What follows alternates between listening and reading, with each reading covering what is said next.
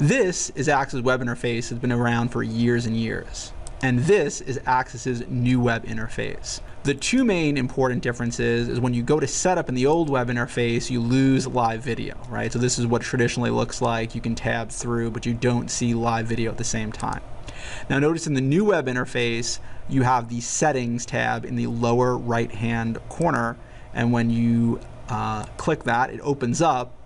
And now all your settings are here. So if you make a change, for instance, put compression to 100, it'll immediately show what the difference is, and it makes sense. Compression is 100, it's going to be much lower quality, and you see that visibly.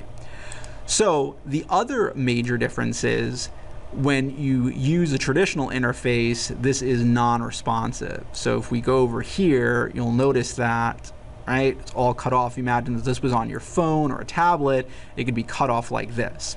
Now notice on the new web interface, it's responsive and nicely basically collapses, expands, collapses. So we'll go back to full screen. So the other things you'll notice here is that you can just go through, and each time you make a change is on image, stream, overlay, system, it'll immediately show you the results instead of actually sort of going through these various different sections. One other final thing to note, we're using the Axis Companion Dome V, so it doesn't have all the functionalities because this camera model specifically doesn't have it, but this style of web interface, which also includes a white version, white and black, will be made available over the next coming months by the end of the year for their traditional cameras outside the Companion line.